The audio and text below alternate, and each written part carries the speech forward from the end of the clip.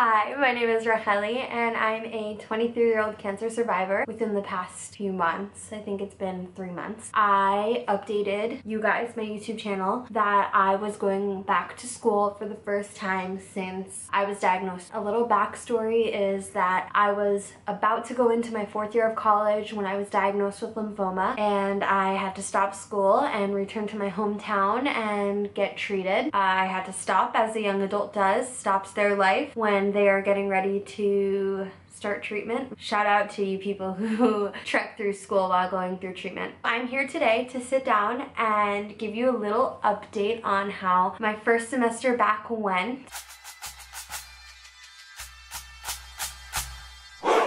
My end goal by going back to school was to study more psychology. Originally my major was special education, but after my experience with cancer, I kind of realized that being in a classroom is not something that I want to do anymore. And one of my chemo nurses said to me, "Girl, you need an auditorium, not a classroom." So my end goal is to be a motivational speaker and to be able to uplift and help other cancer patients, specifically young adults going through treatment, because I think that it's just such a crucial age in our life, and I don't think that there are enough resources for us. That's what my end goal is. I really enjoy positive psychology, and I like incorporating that into my videos and into the way that I talk to people and what I want to share. So that's what my end goal was, to just learn about positive psychology. And I'll get into this more, but I'm not so focused on needing a degree, which is not very traditional, but hey, I'm not really that traditional. This semester I took mostly classes that I personally enjoy. I took Native American history, I took social psychology, I took new cultures and nutrition, I took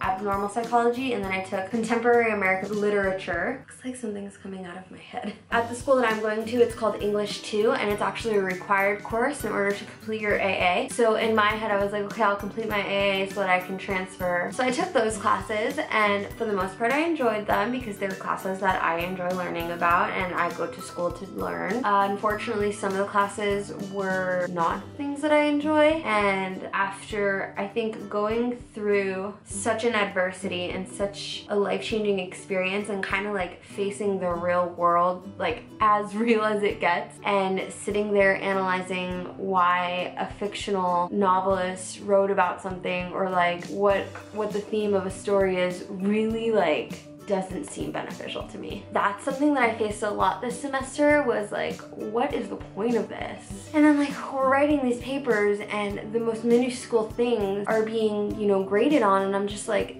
that's not gonna matter in the real world. People would stress about the most minuscule things, and I'm like, it doesn't matter. And that was really hard for me this semester, I realized. My friend Stav asked me, she said, "Do you think that due to your experiences with cancer that some things like school seem trivial or meaningless?" And I'm gonna be totally honest with you, yes. Another thing that was pretty difficult for me this semester was not just the fact that a lot of it seemed trivial and meaningless, but was that chemo brain affects me more than I really thought it did. And I really don't mean to blame it on that or like pull an excuse on you, but it really, really does. And also chronic fatigue. I don't know what to explain. Like, it's really hard for me to focus in class and to retain information. So in classes where I had to write papers, I did really well. I got A's on all my papers. But in classes where my grade was solely based on multiple choice tests, I struggled because I can't retain factual information like that. You can't just like give me information to study throughout the whole semester and then test me on it at the end,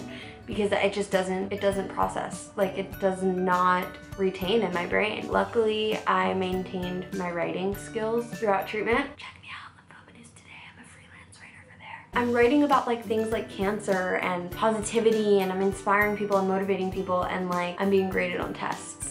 And I'm being graded on essays and papers, and I'm just like, check me out, like, I'm possibly writing a book. I don't know, like, just school seems so meaningless to me now. And the reason that I was so gung-ho and excited about going back was because cancer took school away from me. Me going back to school and, you know, being able to, on my own free will, was kind of like a really big FU to cancer.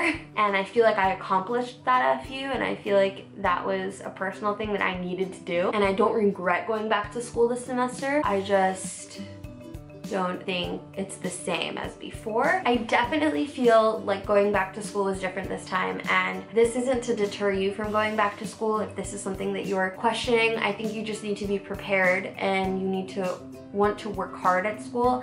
And see, I don't really have any motivation for school specifically, because whatever I want to do with my life does not need a degree. So if you're going to go to school for something, like if you went through cancer and now you want to be a nurse, like obviously you have to go to school, and that's going to be really beneficial to your career and to the rest of your life. I'm just really focused right now on spreading my message of overcoming adversity with positivity, raising awareness for young adults with cancer, and just being really true to myself. That's why I'm making this video, to be true to myself and to update you on the reality of what going back to school was for me. There was maybe 2 classes that I was really engaged in. You know, I'm keeping in touch with those professors, and I really valued a lot of stuff that I learned this semester. I'm happy, I'm so happy that I went and that I know that now. I still feel like cancer took something away from me, because it wouldn't be like this if I didn't have cancer.